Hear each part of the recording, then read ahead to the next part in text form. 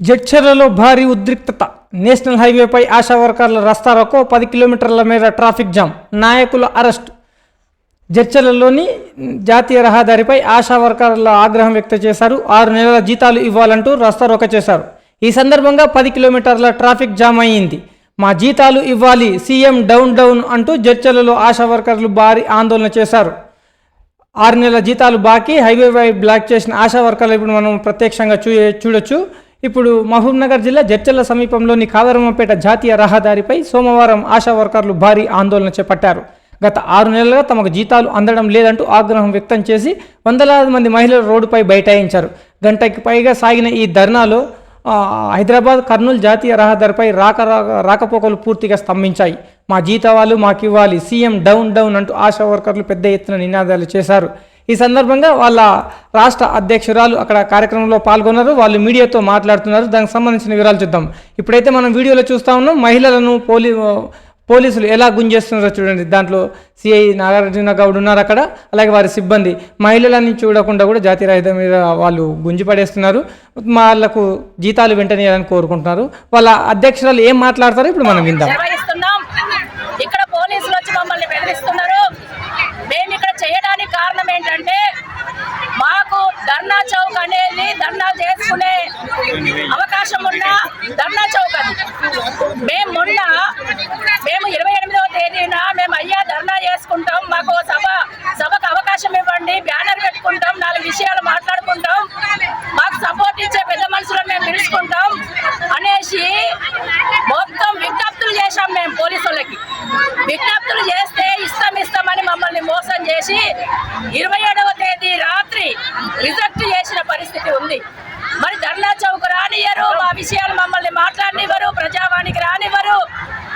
కోటి కమిషనర్ ఆఫీస్కి పోతే ఆఫీస్కి పోకముందే మమ్మల్ని అరెస్ట్ చేస్తున్నారు. మరి మేము ఎక్కడ చెప్పుకోవాలి? మేము 20 సంవత్సరాల నుండి పనిచేస్తున్నాం, ఆరోగ్య సేవలు అందిస్తున్నాం. ఈ రోజు ప్రజలందరూ ఆరోగ్యంగా బతికే దాంట్లో మేము కీలక పాత్ర పోషిస్తున్నాం. మరి మా సమస్యలు ఎక్కడ చెప్పుకోవాలి? చెప్పుకునే అవకాశం లేకపోతే మేము ఎట్లా బతకాలనేసి కాంగ్రెస్ ప్రభుత్వాన్ని మేము హెచ్చరిక చేస్తున్నాం.